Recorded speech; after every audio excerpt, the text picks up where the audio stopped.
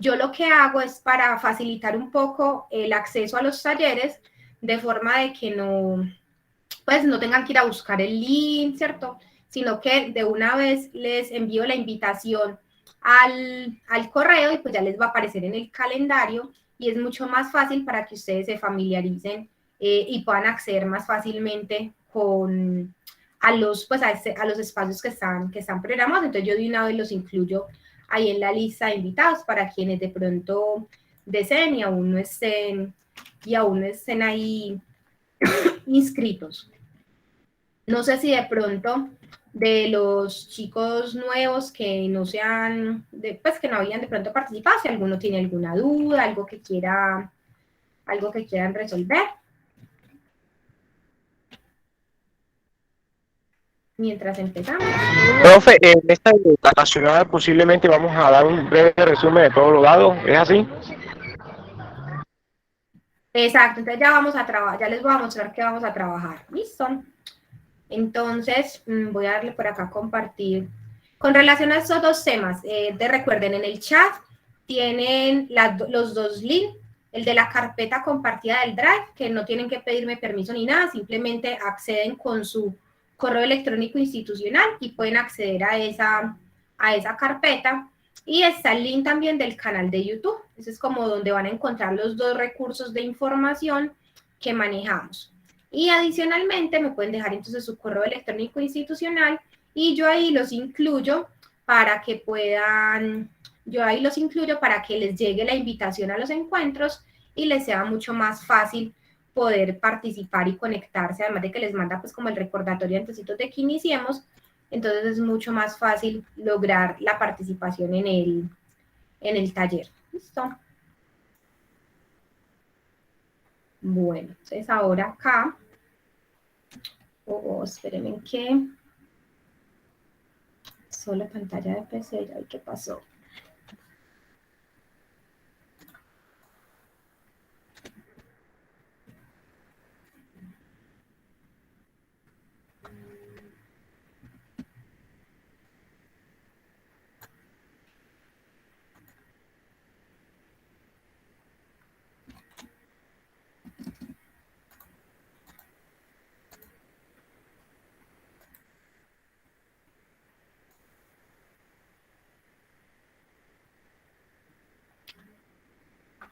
Bueno, chicos, entonces ahora sí. Entonces, recuerden entonces que el tema que vamos a trabajar es el tema de introducción al sistema de gestión en seguridad y salud en el trabajo. No está funcionando. Ahí sí. Bueno, entonces, ¿cómo vamos a trabajar como para que se programen? ¿Sí? Este es entonces recuerden que es un vacacional, entonces es un curso corto. Vamos a trabajar solamente 2 semanitas. Vamos a trabajar con 4 encuentros sincrónicos, incluyendo el del día de hoy, en el que nos enfocamos en desarrollar contenido, ¿cierto? En el que nos desarrollamos en avanzar en contenido específico relacionado con el tema que estamos trabajando. Y esos son lunes y miércoles de 7 a 8:30. Entonces, ese espacio es, digamos, como en el que desarrollamos el contenido específico relacionado con el taller. Y adicionalmente, tienen disponibles 2 espacios adicionales para lo que llamamos solución de dudas. Y no necesariamente tiene que ser específicamente del tema que estamos trabajando, incluso lo hemos utilizado a veces para resolver duditas, obviamente relacionadas con el tema de seguridad y salud en el trabajo, no quién va a ganar las elecciones, sino pues temas relacionados con seguridad y salud en el trabajo. Y lo hemos utilizado y en ese resolvemos dudas que ustedes puedan tener. Obviamente, pues el punto de partida es el tema que estamos trabajando, pero si pueden traer otras duditas también, si yo sé, las podemos resolver y si no, buscamos entre todos y podemos resolver. Y esos 2 espacios que vamos a tener, esos son los miércoles. Entonces, el espacio como de clase, ¿cierto? El espacio teórico es lunes y miércoles de 7 a 8:30. Y los miércoles voy a estar disponible una horita antes, de 6 a 7, en otro espacio para que ustedes se conecten y si tienen dudas, preguntas, entonces van a aprovechar ese espacio. Entonces serían estos 2 miércoles que vienen, este próximo miércoles 26 de enero y el miércoles 2 de febrero. ¿Cierto? Entonces, ese es de 6 a 7 de la noche. Por eso es que a quienes les envío el correo electrónico de invitación, pues de la invitación a través del correo electrónico, por eso es que les llegan como 2 invitaciones los miércoles. ¿Por qué? Porque hay una para el espacio de la solución de dudas, que es de 6 a 7, y la otra que corresponde al espacio del encuentro como tal, de la clase como tal, que es de 7 a 8 y media. Entonces, ya saben que les mando entonces la invitación por correo, y solamente pues vamos a trabajar estas 2 semanitas. Bueno, ¿qué hemos trabajado, chicos? Para que, digamos, de pronto, aquellos que, digamos, no pudieron participar en el vacacional. Lo que pasa es que este vacacional lo iniciamos en diciembre, ¿cierto? Entonces, de pronto, por alguna razón no se dieron cuenta, no pudieron participar. Entonces, en ese vacacional trabajamos 3 semanas. Y en esas 3 semanas, entonces les voy a hacer más o menos como un contexto de cuáles fueron esas temáticas que trabajamos. Igual ustedes pueden ingresar a ver las grabaciones de los encuentros, también pueden entrar a mirar el material que generamos específico de cada uno de los encuentros para que quien quiera profundizar un poquito más, entonces pueda tener acceso ahí a la información y se coloque como al día, por decirlo así. Pero como les digo, no es prerequisito o obligatorio pues que hayan tenido que estar en el encuentro pasado para poder entender de aquí en adelante, no. O sea, se hila y se conecta muy fácil la información, además como con unos previos que vamos a hacer ahorita para unificar y también para validar que efectivamente sí les esté quedando clara la información que estamos manejando. Entonces, ¿qué logramos como avanzar en el encuentro pasado, en los encuentros que trabajamos en diciembre? Entonces, lo primerito que trabajamos fue cuáles son los requisitos normativos que se asocian con ese sistema de gestión de seguridad y salud en el trabajo. Y básicamente vimos las consideraciones que tiene el decreto 1072 del 2015, que es el decreto único reglamentario del sector trabajo, donde se encuentran compilados los requisitos específicos que componen un sistema de gestión en seguridad y salud en el trabajo. Y también vimos que está la resolución 0312 del 2019, que esa resolución 0312 es la que establece los estándares mínimos del sistema de gestión. Y vimos que ambas normas son complementarias, ¿cierto? Es decir, no son excluyentes, sino que son complementarias. El sistema de gestión como sistema de gestión se encuentra enmarcado en el decreto 1072 y es de obligatorio cumplimiento independientemente del tipo de empresa. Ya vamos a ver en esos previos enseguida ese tema. Y los estándares mínimos del sistema de gestión, como su nombre lo indica, son esos mínimos que el ministerio espera que las empresas, dependiendo de su tamaño y el número de trabajadores que tengan y la clase de riesgo a la cual pertenezcan, ¿cierto? Pues son los mínimos que se espera que una empresa tenga sin que exima de tener que cumplir, obviamente, todos los demás requisitos que aplican en materia de seguridad y salud en el trabajo. Entonces, hablamos sobre eso, ¿cierto? Tuvimos como esas 2 generalidades relacionadas con esos requisitos legales, ¿listo? Porque recuerden que para el tema de seguridad y salud en el trabajo es la base, digamos, todo lo que uno hace en términos de seguridad y salud en el trabajo, básicamente se encuentra soportado en alguna norma, en algún requisito, y eso es lo que le da a uno peso para uno poder hacer gestión dentro de la organización. Entonces es muy importante que ustedes siempre se familiaricen con el dónde se encuentra el requisito, eso por qué lo estoy haciendo, eso para qué lo estoy haciendo, para cumplir este o este requisito legal. Entonces, vimos esos requisitos. Luego, trabajamos los aspectos que hay que tener en cuenta para las personas que diseñan e implementan los sistemas de gestión en una empresa.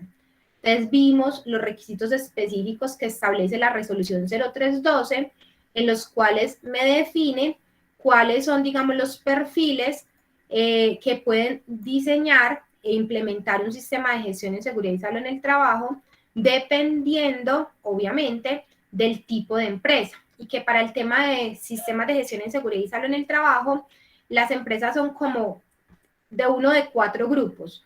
O es una empresa de menos de 10 trabajadores, nivel de riesgo 1, 2 y 3, o es una empresa de 11 a 50 trabajadores, nivel de riesgo 1, 2 y 3, o es una empresa nivel de riesgo 1, 2, 3, 4, 5, ¿cierto? De más de 50 trabajadores, o todas las empresas 4 o 5, independientemente del número de trabajadores. Entonces, eso lo, digamos, vimos que dependiendo de a cuál de los grupos encaja la empresa, entonces es el perfil que puede diseñar e implementar ese sistema de gestión en la empresa.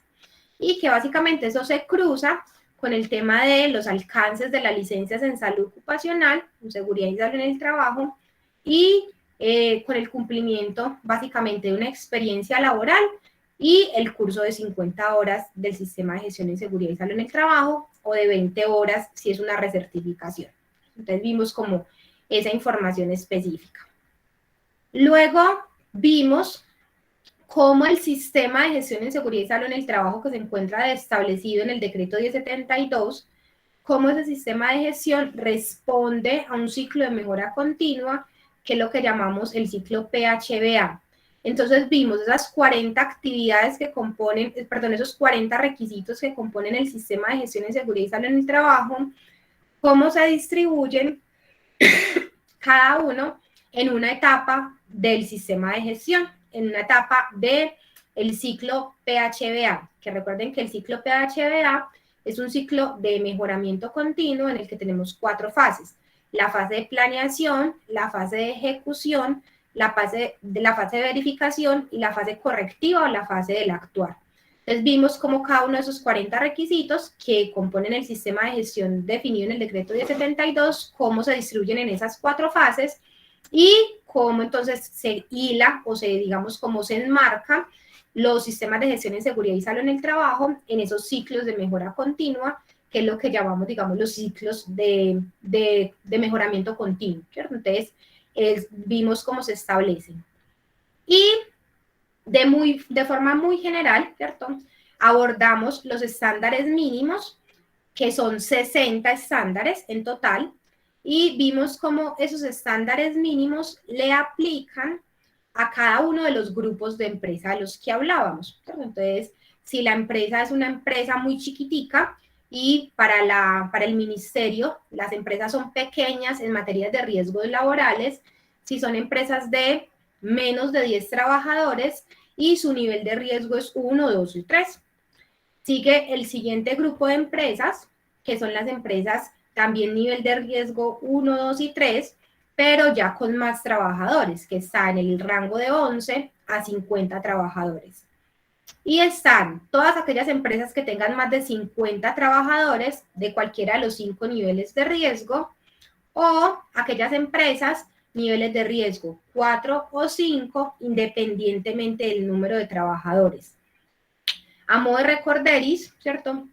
Recuerden que en riesgos laborales, las empresas se clasifican por su actividad económica en uno de los 5 niveles de riesgo, donde el nivel de riesgo 1 es el nivel de riesgo más bajo y el nivel de riesgo 5 es el nivel de riesgo más alto, donde supone entonces que si una empresa es nivel de riesgo 5, por la actividad económica que desarrolla, tiene mayor probabilidad de que ocurran accidentes laborales o enfermedades laborales, mientras que en una empresa a nivel de riesgo 1, pues la probabilidad de que se materialicen esos accidentes o esas enfermedades es menor. Entonces, digamos que eso está asociado con la actividad económica y pues eso clasifica a la empresa en mayor o menor riesgo. Por eso es que, por ejemplo, en el ojo del ministerio está el sector construcción, que el sector construcción del nivel de riesgo 5, un sector altamente accidentado, altamente, pues de alta carga de enfermedad, la mayor cantidad de accidentes mortales ocurren en ese sector económico, entonces son nivel de riesgo 5, entonces normalmente ese es el foco de intervención, los niveles de riesgo 4 y 5 por ser los de mayor siniestralidad, y las empresas, por ejemplo, de oficinas, de servicios, ¿cierto? Muy pequeñas en términos de impactos de riesgo, son clasificadas en niveles de riesgo más bajo.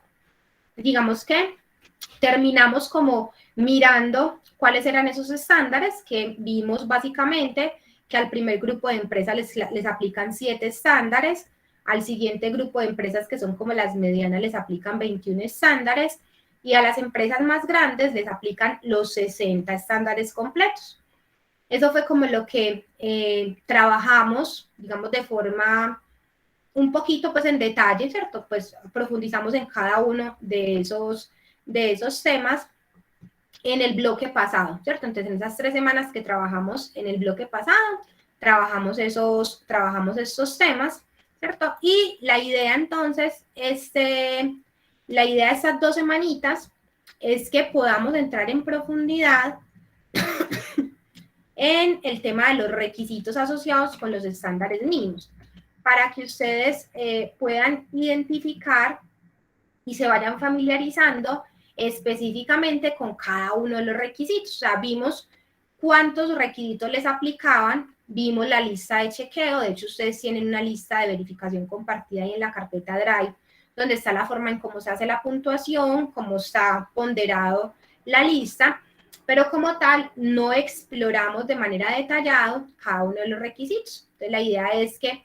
en estos 3 encuentros, digamos que nos quedan, vamos a trabajar de manera específica esos requisitos para que ustedes se vayan familiarizando en el cómo se evidencia el cumplimiento de esos requisitos y eso cómo se hila, porque es muy importante que ustedes lo entiendan, eso cómo se hila con algunos aspectos que ustedes van viendo a medida que van avanzando en el quehacer de la carrera específica, ¿cierto? Entonces, digamos que eso fue como lo que trabajamos en el encuentro, en el bloque pasado.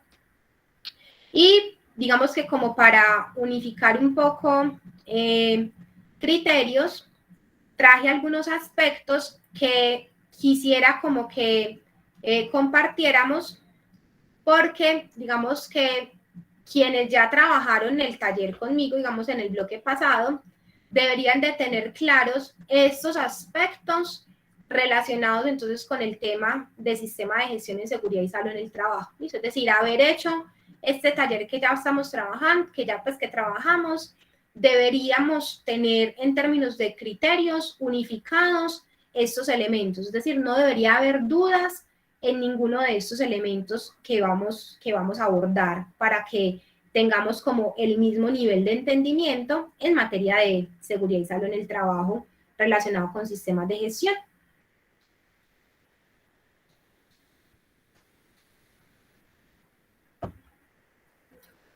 Entonces, ¿cuáles son como esos criterios que yo considero que a hoy ustedes ya deberían tener claro en materia entonces de sistemas de gestión en seguridad y salud en el trabajo desde la perspectiva introductoria, ¿cierto? Como les digo, todavía ustedes no están, digamos, familiarizados con requisito a requisito, pero digamos que sí hay unos generales que son estos que ustedes hoy deberían tener claros y vamos entonces a revisarlos en detalle para que todos quedemos como con ese mismo nivel de entendimiento y sea muchísimo más fácil poder trabajar el tema. ¿Vamos ahí, chicos? ¿O voy muy rápido? ¿Cómo vamos?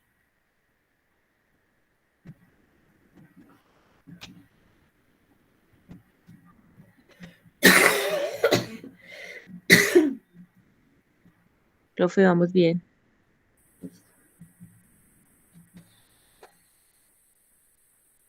Bueno, tranquilo, si alguno tiene alguna duda, algo que aportar, alguna observación, puede perfectamente levantar la mano y podemos hacer el pare en el momento que lo considere. ¿Listo?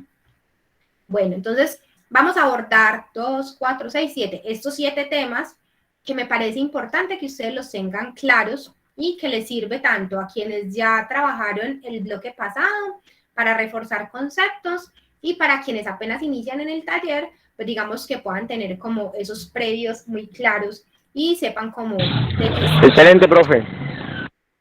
Listo. Entonces, bueno, vamos a trabajar algunos aspectos relacionados con el tema de afiliación a riesgos laborales, que es básicamente en el tema de ARL, y eso porque tiene que ver con el tema del sistema de gestión de seguridad y salud en el trabajo. Vamos a ver algunos elementos relacionados con el tema de la actividad económica de la empresa, para que ustedes también lo tengan claro. Vamos a recordar o reforzar el tema de qué pasa con las empresas que tienen varias sedes, por ejemplo, empresas con operación a nivel nacional.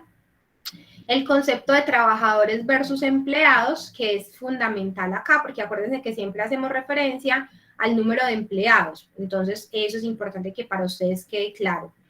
Hacer un checklist ahí, pues un recorderis del tema del responsable del sistema de gestión en seguridad y salud en el trabajo. La aclaración o la diferenciación entre estándares mínimos y sistema de gestión en seguridad y salud en el trabajo, que recuerden, se complementan, pero no son excluyentes. Y a propósito, pues, de como el momento del año en el que estamos, el tema de autoevaluación anual, que es el tema entonces de reporte en materia de sistemas de gestión en seguridad y salud en el trabajo, a la luz de estándares mínimos. Entonces, eso es como lo que vamos a trabajar. Bueno, entonces, dice por aquí.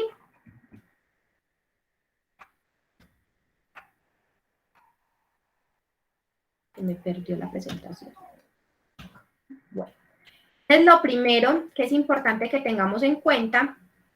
Y esto es, digamos, algo que creo que en algún momento alguien me lo preguntó en uno de los espacios de preguntas, dudas, ¿cierto? Entonces, partimos de la base de, pues muchos dicen, venga, ¿y a quiénes les aplica el tema de sistema de gestión en seguridad y salud en el trabajo?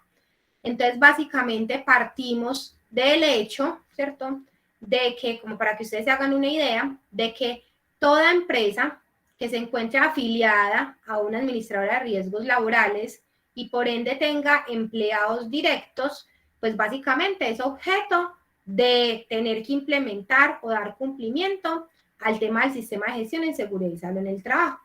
Desde ese concepto, todas las empresas, digamos, que estén legalmente constituidas, estén afiliadas a una ARL, tengan trabajadores dependientes, digamos, que son objeto de ser, digamos, miradas o inspeccionadas en términos de cumplimiento de requisitos laborales, ¿cierto? Entonces, eso es muy importante. Entonces, lo primero es partir de que la empresa es una empresa legalmente constituida, porque para yo considerarme un empleador es porque tengo que ser una empresa legalmente constituida. Entonces, eso es importante que lo tengan en cuenta.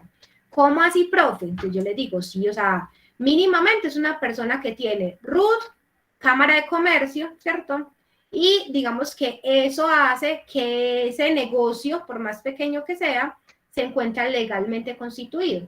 Pero si usted me dice que la muchacha que arregla uñas en su barrio, ¿cierto? Esa muchacha, pues muy probablemente, pues a pesar de que tenga un local, tenga un spa muy bonito y no sé qué tal, difícilmente eso va a ser una empresa legalmente constituida. Entonces, lo primero es partir del hecho de que si yo soy una persona o una empresa, una organización, que tengo RUT y adicionalmente estoy registrado en Cámara de Comercio, que normalmente ya eso me da indicios de que eso ya es un establecimiento de comercio, entonces ya en ese caso ya estoy hablando de que ahí hay empresa. Entonces, si existe empresa, ¿listo? Eso es muy importante que lo tengan en cuenta. El hecho de que la empresa exista, ¿cierto? Entonces, bajo lo que establece el decreto 1295 del 94, que es la base del Sistema General de Riesgos Profesionales en Colombia, dice que todo empleador debe afiliarse al Sistema General de Riesgos Profesionales. Entonces, para que yo me constituya como empleador, pues obviamente tengo que tener empleados, ¿cierto? Y los empleados entonces se materializan normalmente, la forma de relación, digamos, normal, empleador-empleado, ¿cierto? Es mediante una vinculación directa, es decir, hay dependencia entre el empleador y el empleado. Entonces, si eso existe, esa empresa, entonces es objeto de tener que cumplir el sistema de gestión en seguridad y salud en el trabajo. Y ojo con esto, es obligatorio que la empresa se encuentre afiliada a una administradora de riesgos laborales y que sus empleados se encuentren cotizando a esa administradora de riesgos laborales. Eso es de las primeras cositas que uno va a chulear cuando esté, digamos, mirando si a esa empresa le aplica o no le aplica. Y es como lo primero que uno tiene que, de la base que uno tiene que partir para garantizar que las cosas se están haciendo bien hechas, ¿sí? Porque si ni siquiera está afiliada a la ARL, pues imaginen entonces de dónde partimos. Estamos, pero en menos, por allá como en menos 100, ¿cierto? Estamos muy, muy mal. Entonces, lo primero es que toda empresa legalmente constituida, ¿listo? RUT, Cámara de Comercio, que tenga empleados, es decir, que ya existe un empleador con sus respectivos trabajadores, esa dualidad me va a obligar a que esa empresa entonces se encuentre afiliada a una administradora de riesgos laborales y de ahí partimos de que es obligatorio entonces que esa empresa cumpla con ese sistema de gestión en seguridad y salud en el trabajo. Eso digamos como lo más común. Pero recuerden que en nuestro país el sistema de contratación, digamos que es un poco laxo, ¿cierto? Y las empresas también podrían no contratar de manera directa, no contratar, por ejemplo, por prestación de servicios, el personal con el que van a trabajar, ¿listo?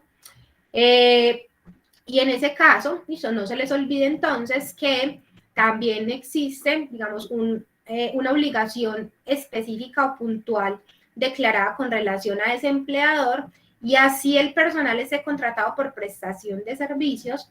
Entonces, ese personal, digamos que es obligatorio, es obligación del empleador gestionar la afiliación a la ARL y pues obviamente si es por prestación de servicios, el trabajador, pues el prestador de servicios, que en este caso es un contratista, la paga de manera independiente, pero es obligatorio del empleador declarar o afiliar a ese contratista al administrador de riesgos laborales. Entonces, independientemente, si la vinculación es directa bajo un contrato laboral que me genera dependencia, o si la vinculación es por un contrato de prestación de servicios, en ambos casos, esas dos personitas o esos dos modelos me van a generar que yo tengo personal prestando servicios para mi empresa y eso entonces me va a obligar a que ese personal esté afiliado a la ARL y por ende me va a obligar a que yo tenga que implementar sistema de gestión en seguridad y salud en el trabajo, ¿cierto? Eso, muchachos, resuelve, digamos, por ejemplo, una duda que es muy común, digamos, por ejemplo, uno que vive en edificio, ¿cierto? Entonces, digamos que usted me dice, profe, pero es que en mi edificio, ¿cierto? Yo me pongo a mirar, pues que en mi edificio no tiene empleados. Yo voy y miro y realmente mi edificio como tal no tiene empleados. Es decir, lo que nosotros hacemos es que el Consejo de Administración contrata un administrador, ¿cierto? Y ese administrador es un tercero, normalmente es una inmobiliaria, alguien de propiedad raíz. El personal de aseo de una cooperativa, de una empresa de servicios de aseo, tampoco es empleado de nosotros. O sea, yo le estoy pagando a un tercero. Los de vigilancia, el que viene y hace los mantenimientos, o sea, no son empleados directos de nosotros como copropiedad.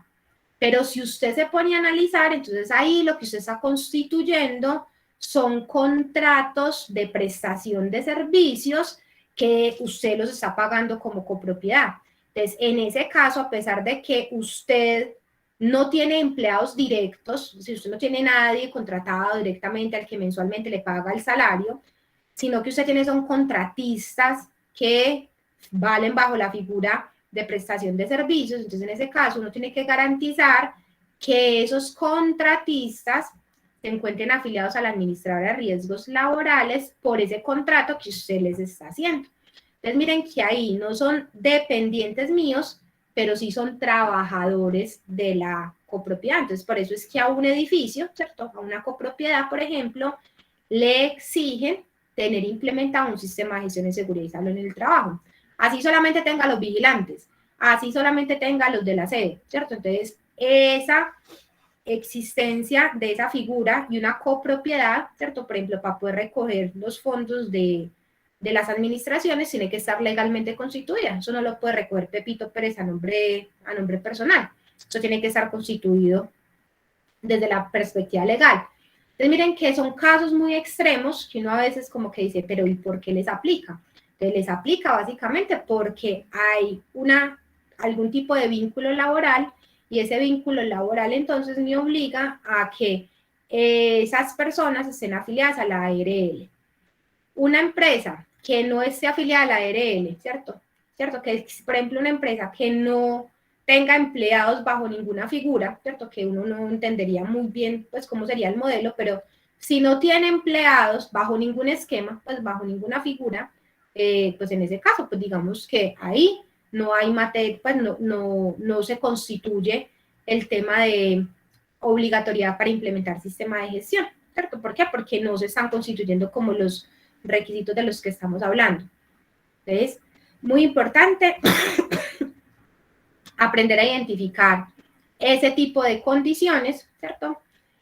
Para saber entonces si aplica o no aplica el tema de cumplir ese sistema de gestión en seguridad y salud en el trabajo.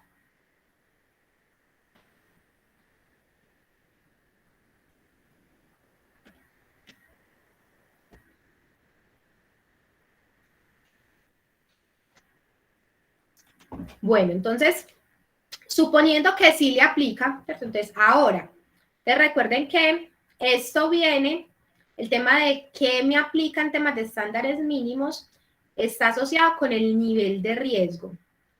Y el nivel de riesgo de las empresas, es muy importante que no se les olvide eso, el nivel de riesgo de las empresas en materia de riesgos laborales está asociado con el código SIU de la actividad económica que desarrolla la empresa. Entonces, siempre yo deberé revisar cuál es el código SIU de la actividad económica. El código SIU es el código que aparece tanto en el RUT como en la Cámara de Comercio de la empresa, ¿cierto? Y todas las empresas, absolutamente todas, así sean persona natural, persona jurídica, todas, absolutamente todas, incluso uno que es empleado, uno tiene un código SIU que es con el cual uno le registra en el RUT y con el cual uno aparece allá codificado, así da, señor, es asalariado, o ese señor fabrica muebles de madera, ¿cierto? Entonces, ese código SIU, con ese número de ese código SIU, entonces existe en Colombia una norma, que es el decreto 1607 del 2002, y en esa norma hacen la relación para cada código SIU, cuál es el nivel de riesgo que le corresponde a esa actividad económica.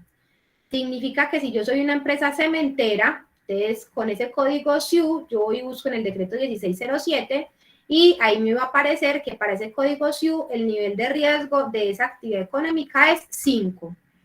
¿Y eso por qué, muchachos? O sea, eso se encuentra estandarizado, digamos, regulado, porque recuerden que con ese nivel de riesgo es que usted va a pagarle a la ARL. Y paga menos un nivel de riesgo 1 a lo que paga un nivel de riesgo 5 en temas de porcentaje de cotización.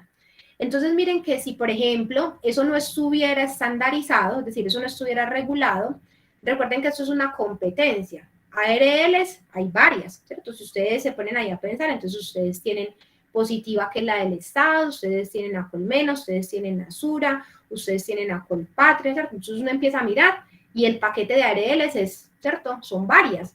Y pues si bien es cierto, ellas ganan poquito, su margen de utilidad es poquito en relación a los aportes, pues eso no deja de ser un negocio. Entonces, ¿uno qué creería? Pues que si eso no estuviera estandarizado, usted le diría a la empresa, no, venga, tranquilo, afíliese conmigo, que yo lo afilio. ¿En qué nivel de riesgo lo tiene afiliado Pepito Pérez? Entonces, Pepito lo tiene afiliado a nivel de riesgo 4. Yo lo afilio en nivel de riesgo 3 para que tenga que pagar menos. Entonces, se volvería un negocio de competencia desleal porque uno podría manipular cuánto pago en temas de afiliación. Entonces, para eliminar esa probabilidad de manipulación de pago de aportes en el sistema de riesgos, entonces lo que existe es que eso ya está estandarizado. Es decir, usted hace esto, su nivel de riesgo es eso, independientemente de en cuál administrador de riesgos laborales usted se encuentre, usted va, ¿cierto?, a estar ahí en ese nivel de riesgo, independientemente si este año quiso estar en Sura, el año entrante se quiso pasar para Positiva, después quiso volver a Sura, se pasó para Colmena, independientemente el nivel de riesgo va a ser exactamente el mismo, ¿cierto? Porque está asociado con la actividad económica. Entonces, eso es muy importante que ustedes lo tengan claro. Y ese nivel de riesgo, ¿cierto? Ustedes recuerden que es el que nos va a determinar cuáles estándares mínimos voy a cumplir. Recuerden que tenemos grupo 1, 2 y 3 en nivel de riesgo, o niveles de riesgo 4 y 5. Esos son como los dos cortes en temas de nivel de riesgo, ¿cierto? Entonces, súper importante.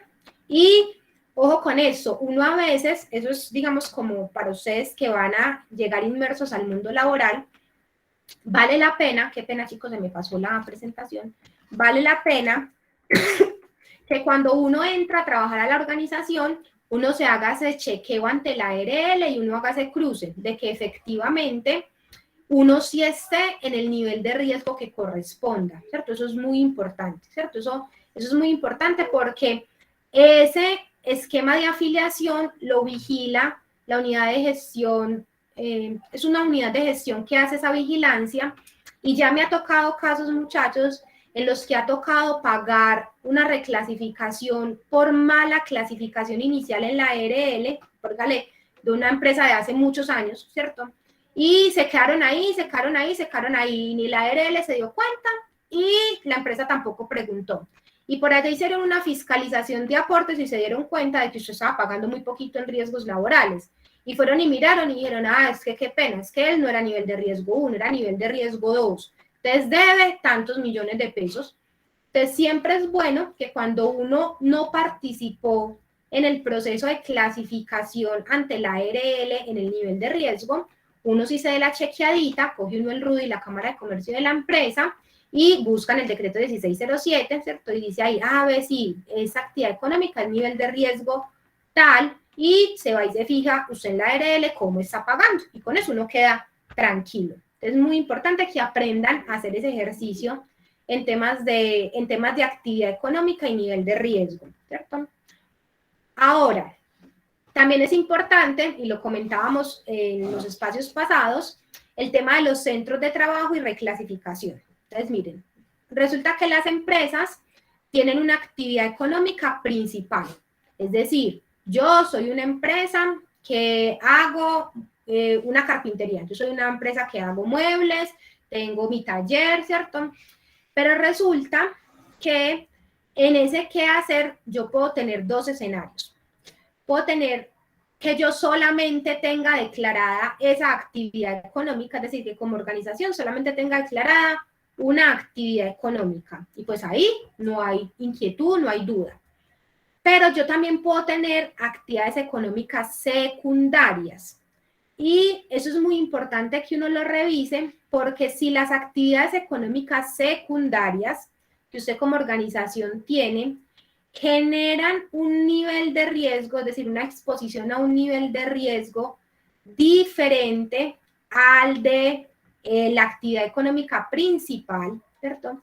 Eso en ese caso me va a implicar a que yo cree centros de trabajo y que esa clasificación de los centros de trabajo se traduzca en que yo separe qué trabajadores son nivel de riesgo de tal valor y otros trabajadores que tengo un nivel de riesgo menor, ¿cierto?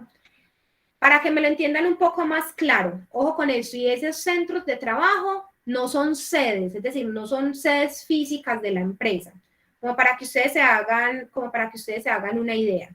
Resulta que yo soy una empresa como Argos. Entonces, Argos hace concreto, pues hace cemento. Entonces, resulta que la planta de operación de Argos, es decir, todos los procesos productivos, ¿cierto?, de Argos, son nivel de riesgo 5. Eso es una cementera, eso es un nivel de riesgo altísimo. Entonces, esa actividad económica principal es un nivel de riesgo 5. Pero resulta que si yo me pongo a pensar, Argos tiene un edificio administrativo donde tengo un montón de gente que trabaja en servicios complementarios y todo ese personal hace labor administrativa. Ese personal no está ni metido en la cementera, no visita planta, no hace ningún tipo de proceso operativo allá en producción, no tiene ningún tipo de exposición a riesgos de ese tipo. Entonces, yo puedo crear entre la ARL, ¿cierto? Puedo gestionar con la ARL un centro de trabajo que corresponda al personal administrativo. Y ese personal administrativo, en términos de nivel de riesgo, va a tener en este caso un nivel de riesgo menor al nivel de riesgo que tiene la actividad económica principal. pero yo puedo tener mis trabajadores del proceso normal afiliados a ese centro de trabajo nivel de riesgo 5 y puedo tener todo el otro personal administrativo que solamente hace trabajo de oficina, tal, nivel de riesgo 1. Y eso significativamente en temas de aportes me va a bajar bastante. Entonces, eso me lo permite la norma en temas de actividad económica. Entonces, miren, la actividad económica principal es muy alta y puedo tener un centro de trabajo con una actividad económica menor. Y también pasa al revés, muchachos. Entonces, por ejemplo, la carpintería, ¿cierto? Esa carpintería, resulta que esa carpintería como actividad económica principal es nivel de riesgo 3. Pero resulta que esa carpintería, además de que fabrica y produce, lleva y entrega directamente donde el cliente te entrega lo que le produjo, ¿cierto? Incluso pues, está por fuera. Entonces, esa actividad que es transporte de mercancías por fuera de la instalación es una actividad económica diferente a mi actividad económica principal. Y el transporte se considera a nivel de riesgo 4. Entonces miren que acá voy a tener nivel de riesgo 3, mi actividad económica principal, pero también voy a tener una actividad económica secundaria, otra actividad que yo hago que es nivel de riesgo 4. En ese caso tengo que tener otro centro de trabajo para ese nivel de riesgo 4 y voy a tener el personal que trabaja en la carpintería común y corriente, nivel de riesgo 3, y aquellos que hagan el traslado, el transporte, van a pertenecer a nivel de riesgo 4, ¿cierto? Mónica, cuéntame qué duda tienes. Profe, buenas noches. Buenas noches. Profe, y para hacer esa modificación, ¿qué argumentos, qué documentos hay que tener para uno decirle, para uno solicitar ese centro de trabajo? Entonces, uno radica ante la ARL a la cual uno se encuentra afiliado actualmente, uno solicita una reclasificación. Uno le pide a la ARL un estudio de reclasificación, argumentando, por ejemplo, el personal administrativo, que suele pasar mucho. Entonces, uno le hace la petición a la ARL y el estudio lo hacen en conjunto.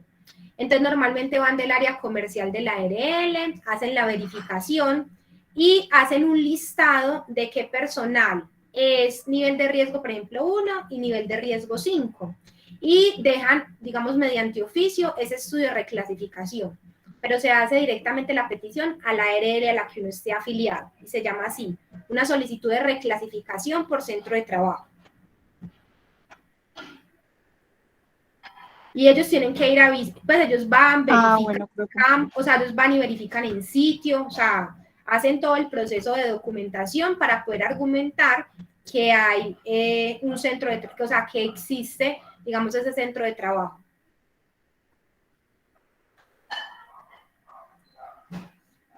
Bueno, profe, muchas gracias. Con gusto, Mónica. Kevin, ¿nos ibas a preguntar algo?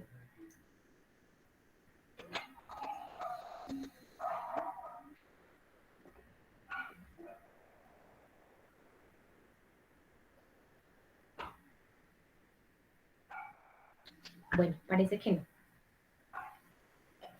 Entonces, les decía entonces que puede ser que la actividad económica principal sea muy alta y tenga centros de trabajo de menor nivel de riesgo, o también puede pasar al revés. Nivel de riesgo más bajito y tenga otros centros de trabajo con nivel de riesgo mayor. Ahí es muy importante, chicos, que cuando uno tenga centros de trabajo con niveles de riesgo diferente, que es la única razón por la cual uno lo hace, que en materia de sistema de gestión de seguridad y salud en el trabajo y estándares mínimos, siempre vamos a trabajar con el nivel de riesgo mayor, siempre, ¿cierto? Así yo tengo un nivel de dos centros de trabajo, un nivel de riesgo 1 y otro 5, en temas de cumplimiento de sistema de gestión en seguridad y salud en el trabajo y estándares mínimos, siempre deberé cumplir el nivel de riesgo mayor. Es decir, esa actividad económica que me genera esa exposición a un nivel de riesgo mayor. Eso es muy importante que lo tengan en cuenta y que cuando estén haciendo el chequeito, la verificación, puedan entonces considerar que es importante tener eso muy, digamos, muy bien identificado.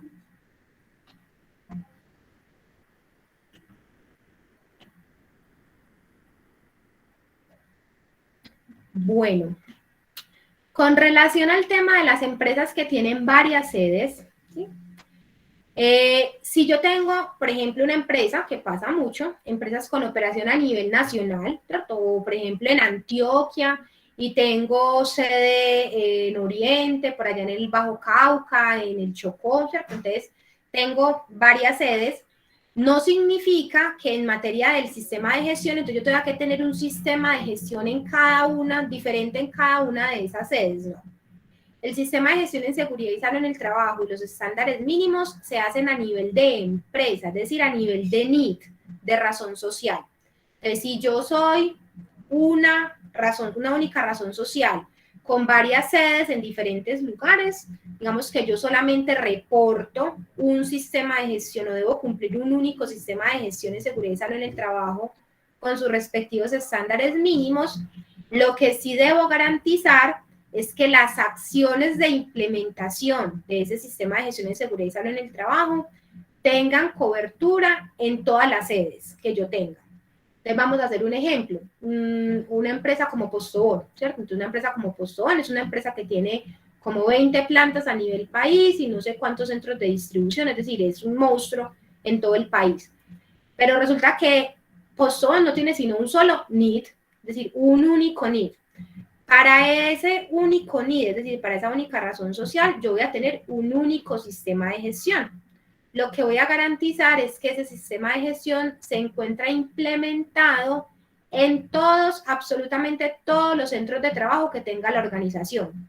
¿Qué significa? Significa que si por allá hay un requisito que se llama entrega de elementos de protección personal, entonces yo puedo garantizar que independientemente que yo tenga un centro de distribución en San Andrés, en Leticia o una planta en Bogotá, en todas, absolutamente en todas mis sedes, yo garantizo que a todos los trabajadores se les entregan los elementos de protección personal acorde con el cargo que está desempeñando.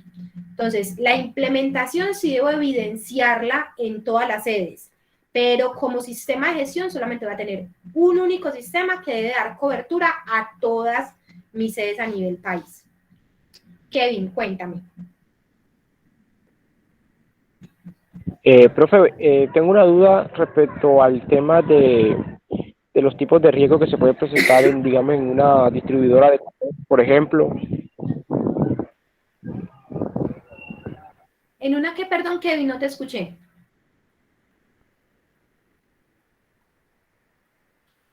En una distribuidora de café.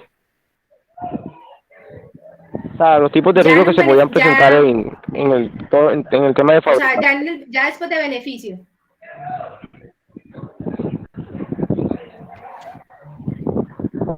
Es decir, ya el café empacado.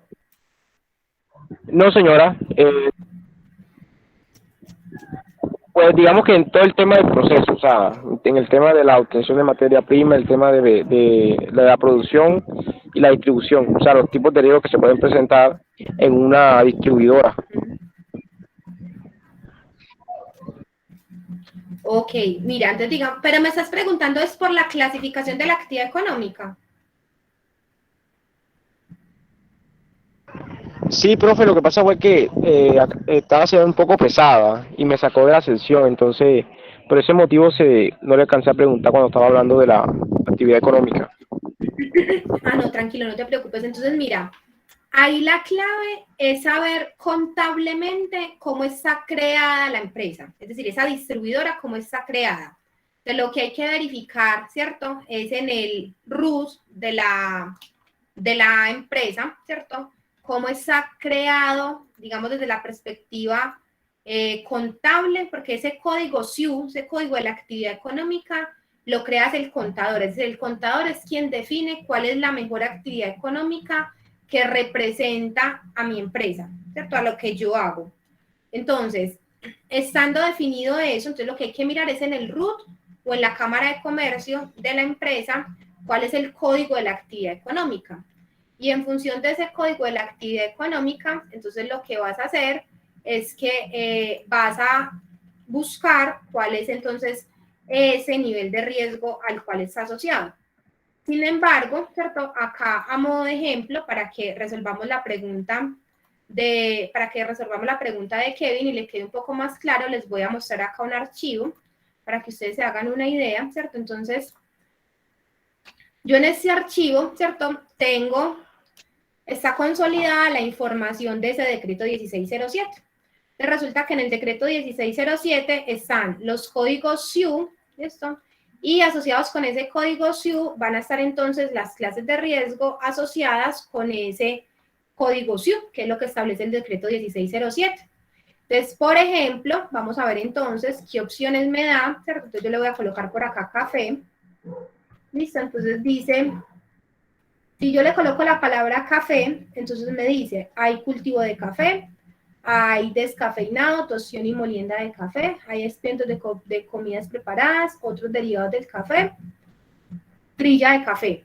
¿Cierto? Entonces, digamos que habría que saber, ¿cierto?, en cuál de esas voy a quitar esta y voy a quitar esta que no, ¿cierto?, que no pegan, por decirlo así.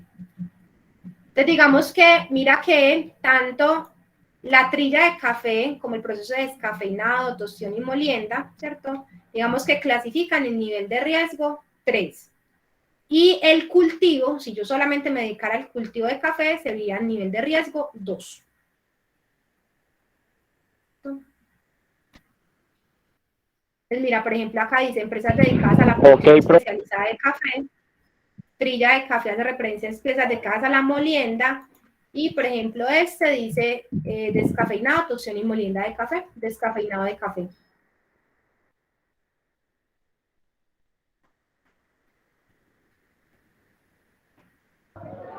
Ya, profe, entendí. En el caso monetario, eso se generan costos elevados, ¿cierto?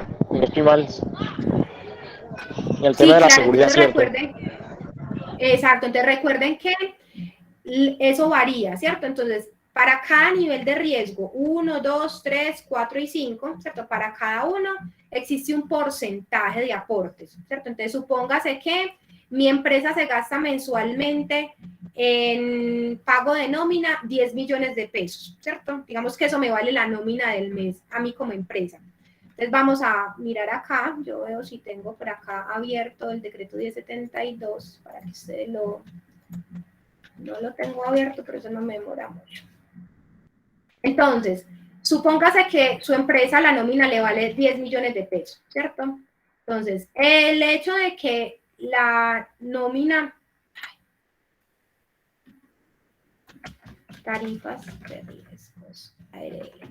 Entonces, mira que si, por ejemplo, entonces voy a aprovechar este Excel que tengo abierto acá, ¿cierto? Supongamos que tu empresa, la nómina del mes, le valió 10 millones de pesos. Es esto.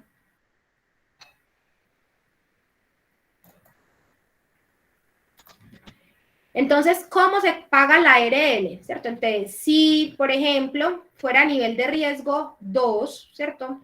Entonces, el nivel de riesgo 2 dice que el porcentaje es de 1.044%.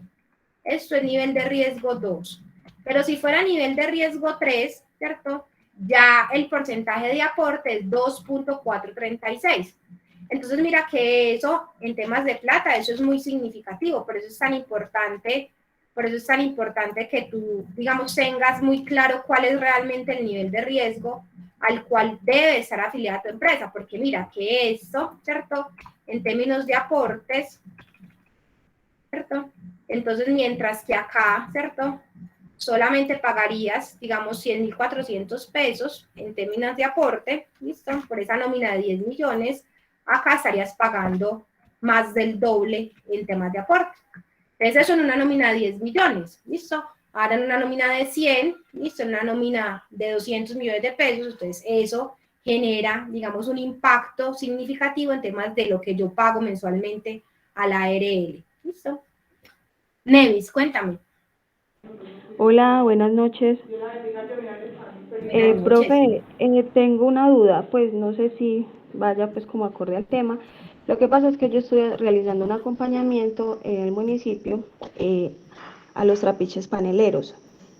Resulta que en los trapiches paneleros ellos no pagan ARL porque la mayoría de trabajadores trabajan es por días. Estos días que realicé una visita, el encargado de la máquina me preguntó que cómo hacía él solamente para pagar la ARL, o bueno, riesgos laborales pues de los trabajadores, ya que a él no le daba para pagar todo lo que tenía que ver pues con EPS, salud, pensión, todo. Entonces, dependiendo pues que los riesgos no son los mismos. El riesgo, pues por decir, el que está metiendo la caña va a tener unos riesgos diferentes, el que está pasando la miel va a tener un riesgo diferente, los que están empacando la panela tienen riesgos diferentes, ¿cierto?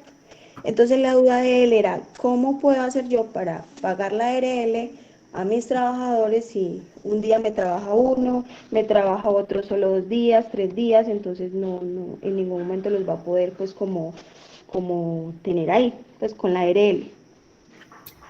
Bueno, entonces te aclaro dos aspectos ahí importantes. Uno, el tema del nivel de riesgo no está relacionado con los oficios que hagan las personas, es decir, es por la actividad económica global que yo tenga dentro de mi organización, ¿cierto? Entonces digamos que ahí normalmente si yo vengo y busco, los trapiches paneleros van a tener, ¿cierto? Entonces yo voy a tener acá,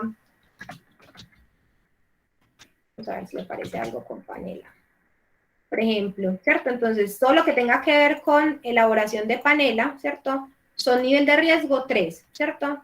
Independientemente de que yo sea el que corto o el que empaco, digamos, el hecho de que todos pertenezcamos al proceso productivo de esa fabricación de la panela, todos vamos a pertenecer al mismo nivel de riesgo. Digamos, ya dentro de la actividad económica no hay separación, digamos, específica, porque está englobado dentro de todo el proceso productivo. Entonces, como lo primero. Entonces, ahí no habría diferenciación en cuanto a oficios. No hay diferenciación en pago de ARL por oficios, ¿cierto? Solamente por actividades económicas.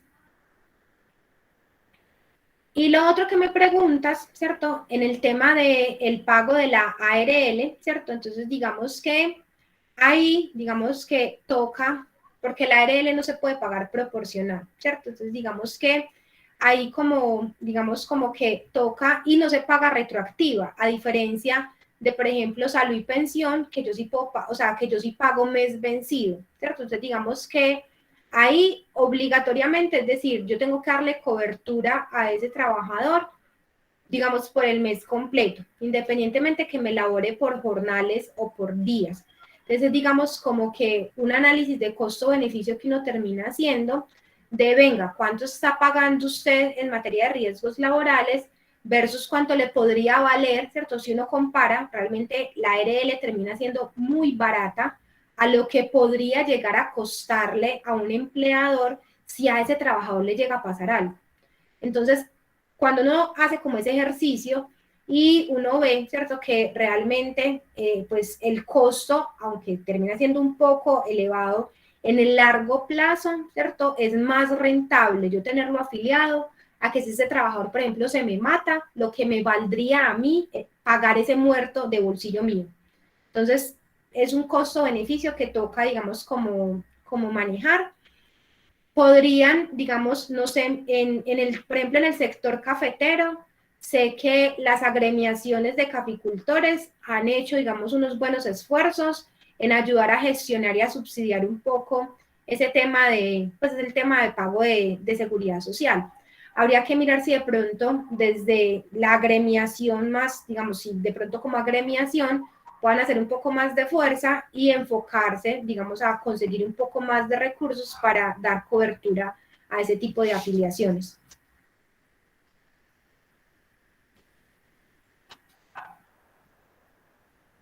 Ok, profe, gracias. Con todo el gusto.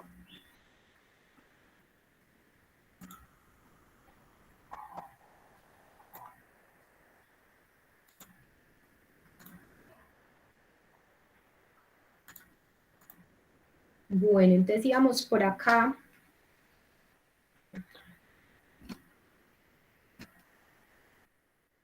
Bueno, entonces les decía lo del tema de las sedes, ¿cierto? Que entonces que independientemente que yo tenga varias sedes, es un único sistema de gestión, reporto un único sistema de gestión, no debo dar cumplimiento a un único sistema de gestión, pero debo garantizar la implementación en todas, absolutamente todas las sedes que tenga la organización. Ahora, voy a explicarles o a recordarles entonces el tema de trabajadores versus empleados. ¿Listo? Es muy importante entonces que tengamos en cuenta, ¿cierto?, que un empleador existe, ¿cierto?, porque tiene trabajadores, ¿cierto? Es decir, para que uno, pues como para que uno entienda, pues es decir, yo me considero empleador si tengo trabajadores, es decir, si no existe el trabajador, pues yo no soy empleador de nadie, como para que entiendan clara esa relación. Ahora, esa figura de los trabajadores, ¿cierto? Eso es muy importante que lo tengan en cuenta, y es que se considera desde la perspectiva legal un trabajador toda persona que desempeña una actividad laboral por cuenta ajena remunerada. Entonces, si existe remuneración por esa labor que yo estoy desempeñando, ¿cierto? O con esto, independientemente del mecanismo de vinculación. Y pues normalmente eso no pasa, ¿cierto? Pero digamos que ojo con esas formas de contratación, digamos, poco legales. ¿Por qué? Porque pues lo que les digo, pues normalmente no pasa que alguien demande al empleador, pero si usted puede demostrar un tipo de vínculo en el cual usted me está pagando por hacer algo, exista o no contrato, ¿listo? Firmado, verbal, que haya testigos o no, ¿cierto? Si existe la forma de demostrar que usted como empleador está pagando por un vínculo, pues por una labor desarrollada, usted se puede considerar perfectamente trabajador de esa persona, ¿cierto?, independientemente del mecanismo de vinculación.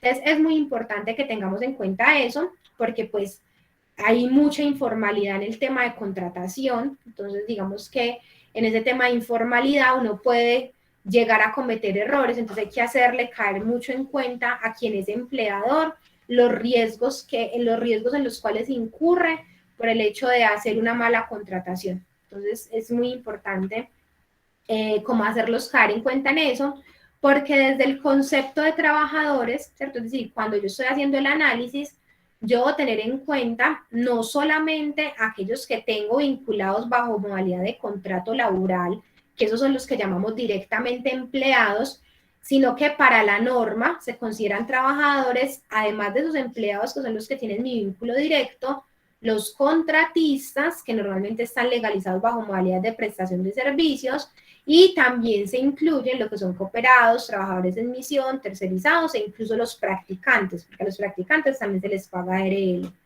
Entonces mi grupo de trabajadores puede llegar a ser muy amplio y yo debo considerarlos a todos, no solamente a aquellos a los cuales les tengo contrato laboral, sino que debo incluirlos a todos independientemente del mecanismo de vinculación con el cual estén desarrollando una labor para la empresa. Entonces, eso se vuelve un tema, ¿cierto?, muy delicado, porque digamos que, como les digo, hoy en día hay una tendencia muy alta al tema de la informalidad. Entonces, es muy importante garantizar que quien está haciendo la figura de empleador tenga claro los riesgos, ¿cierto? Uno no obliga, o sea, uno como responsable de sistemas de gestión y de seguridad y salud en el trabajo, pues uno no obliga a que el empleador haga las cosas bien, ¿cierto? Pero uno sí está en la obligación de hacerlo caer en cuenta de los riesgos en los cuales se incurre desde la perspectiva legal, el hecho de usted tener una persona a la cual usted le está pagando un tipo de remuneración, es decir, usted le está pagando plata por hacer un trabajo para usted y que usted no tenga ningún tipo de legalización de ese mecanismo de vinculación, porque se le puede devolver a uno, como decimos por ahí, hay gente muy buena, ¿cierto?, que pues digamos nunca pide nada, pero puede tener usted también a alguien que salga un poquito más vivo y termina sacándole bastante plata a un empleador por una mala contratación. Entonces es muy importante tenerlo en cuenta, ¿sí? Y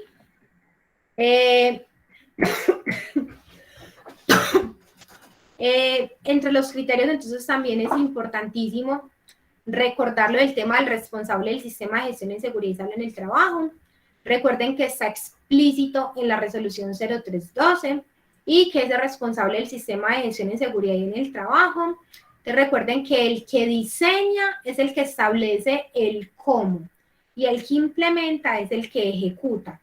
Entonces siempre la verificación se va en materia de que el que diseña cumpla, ¿cierto?, los requisitos que me pide la norma. Entonces, que si es una empresa pequeña, lo puede hacer un técnico, un tecnólogo, pero que para las empresas más grandes se requiere que sea profesional, que la licencia le dé cobertura. Entonces, hay que ser muy minuciosos en revisar eso en detalle. Y si tienen dudas, recuerden que trabajamos una sesión específica sobre ese tema. Ahí están los requisitos específicos y en la norma también está. La resolución 0312 está muy claro para cada grupo de empresa quién puede diseñar e implementar ese sistema de gestión en seguridad y salud en el trabajo y cuáles son los requisitos específicos que le aplican. Y acá para ir terminando entonces, está el tema de los estándares mínimos versus el sistema de gestión. Creo que lo trabajamos muy en detalle en los encuentros pasados, pero entonces vuelvo y se lo reitero. El hecho de que existan los estándares mínimos, que es lo que establece la resolución 0312, recuerden que esos estándares mínimos no exime a la empresa de tener que cumplir todas las demás obligaciones establecidas en materia de seguridad y salud en el trabajo, entre ellas el sistema de gestión. Usted me dice, profe, ¿cómo así? Sí, porque es que resulta que si usted es una empresa pequeña, como por ejemplo una empresa que le aplican solamente los primeros 7 estándares, desde la perspectiva de estándares mínimos, usted cumple el 100% cuando cumple esos 7 estándares. Pero si usted va y hace una auditoría del sistema de gestión de seguridad y salud en el trabajo, ya esa empresa que cumple el 100% en estándares mínimos, no le va a cumplir el 100% en materia de sistema de gestión de seguridad y salud en el trabajo, porque son muchísimos más estándares a los que tiene que cumplir con los estándares mínimos. De forma tal que si usted lo llega a auditar el ministerio, usted llega a tener una visita de verificación del ministerio, usted lo puede multar por incumplimiento del sistema de gestión de seguridad y salud en el trabajo. Es decir, usted cumple los estándares mínimos, pero no cumple el 100% del sistema de gestión. Entonces es muy importante tener en cuenta, porque eso es falso, eso es una falsa creencia, y para mí el ministerio cometió un error gravísimo sacando esos estándares mínimos porque creó un falso nivel de seguridad, sobre todo para las empresas más pequeñas. Para las empresas grandes que lleguen a cumplir los 60 estándares, pues va y viene, porque cumpliendo los 60 estándares cumple el sistema de gestión. Pero para las empresas pequeñitas cometió un error garrafal porque creen que cumpliendo solamente sus estándares mínimos están cumpliendo la norma y eso es falso. Entonces, es muy importante, no se les olvide, no pierdan eso de vista, que el hecho de que mi empresa cumpla estándares mínimos, a no ser de que me apliquen los 60 estándares, no estoy cumpliendo al 100% el sistema de gestión. Pero, y las demás normas, ¿cierto? Entonces, en materia de riesgos laborales no solamente existe la norma de estándares mínimos y el sistema de gestión, existen, digamos, varias normas. Entonces, tengo que cumplir todos los requisitos en materia de seguridad y salud en el trabajo, no solamente este tema de los estándares mínimos, y es muy importante que ustedes tengan eso claro y que tengan, digamos, como muy claro ese argumento, porque la norma, de hecho la resolución 0312 es tácita en decir que eso no exime a que una empresa tenga que cumplir todas sus demás obligaciones en materia de riesgos laborales. Entonces, es muy importante tener eso diferenciado. Y como para cerrar, ¿cierto? Y esto nos va a conectar entonces con la clase del jueves, ¿cierto? Entonces, recuerden que anualmente yo debo de hacer un balance de mi sistema de gestión en seguridad y salud en el trabajo. Ojo, desde la perspectiva de estándares mínimos, que es lo que debo reportarle a la ARL y al ministerio, ¿cierto? Desde el 2019 deberíamos estar entonces ya implementando sistemas de gestión, de forma que yo debería tener evidencias de mi sistema de gestión del año 2019, 2020 y 2021, ¿cierto? ¿Por qué? Porque ahorita a inicios del 2022, que es la etapa, digamos, como en la cual estamos, pues yo debo entonces tener definido la autoevaluación del año inmediatamente anterior, es decir, en enero del 2022 estoy haciendo la autoevaluación de cómo me fue con mi sistema de gestión con las actividades que desarrollé entre el 1 de enero y el 31 de diciembre del 2021. Y eso se hace anualmente. Les hago una autoevaluación Los planes de mejora surgen ¿para qué? Surgen para aquellos estándares que yo haya dicho, fue madre, en este año no hice absolutamente nada, plan de mejoramiento. Es decir, tengo que hacer una acción para cumplir ese requisito que no cumplo. Y con esa información de la autoevaluación y el plan de mejoramiento, defino cuál va a ser mi plan de trabajo para el año en curso, es decir, en este caso para el año 2022, ¿cierto? Y eso se hace, muchachos, año a año, es decir, se aplica exactamente la misma metodología cada año. Entonces, a finales de este año, ¿cierto? Entonces, voy en enero del 2023, voy a entregar el balance de qué hice en actividades del 1 de enero del 2022 al 31 de diciembre del 2022, lo que no lo cumpla, lo monto a plan de mejoramiento y defino el plan de trabajo del año inmediatamente que sigue, ¿cierto? Entonces, así me voy moviendo año a año, ¿cierto? Para poder ir haciendo, ¿cierto? Como los cortes anuales en términos de ejecución. Y por eso es que uno no dice que ya monté el sistema de gestión, ¿no? Como que ya monté el sistema de gestión, si eso hay que hacerle anualmente, hay que hacerle la autoevaluación, definir los planes de mejoramiento y encima de todo formular el plan de trabajo el año que sigue. Significa que eso es algo que se repite cíclicamente cada año, ¿cierto? Y que vamos a ver los requisitos, pues digamos que esos requisitos hay que evidenciar cumplimiento cada año. Si yo no puedo ir a mostrar por allá el plan de capacitación del 2020 ahora para el 2021, no, ese ya no me sirve. Si la capacitación la dictó en 2020, sirve para el 2020. Si en 2021 no hizo nada, no hizo nada, ¿cierto? Entonces hay que evidenciar gestión cada año, año a año, la forma en cómo se va manejando el tema del sistema, ¿sí? No sé, chicos, cómo vamos hasta ahí. Sí, con eso, pues estuvo, pues les queda un poco más como claro el contexto, lo que venimos trabajando, hacia dónde vamos en temas del taller.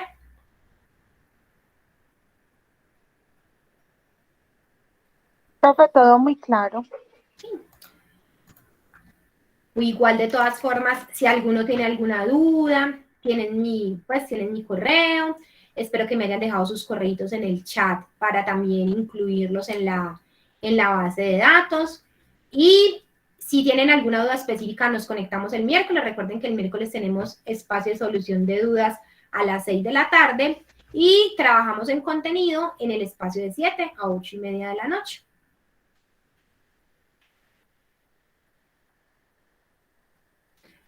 Listo, chicos. Muchísimas gracias a ustedes, que tengan una feliz noche. Muchas gracias por haberme acompañado en el encuentro el día de hoy. Espero les haya gustado y espero verlos entonces en el próximo encuentro. Profe, gracias. Profe, Muchas gracias. antes que se me vaya, usted nos va a dictar clase. No me puedo comprometer públicamente a nada porque todavía no me han dado el contrato.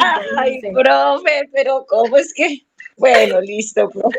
Pero no me puedo comprometer porque no tengo, como dicen por ahí, no tengo contrato, entonces no me puedo comprometer públicamente. Pues se supone que sí, pero todavía no hemos. Ay, profe, qué dicha.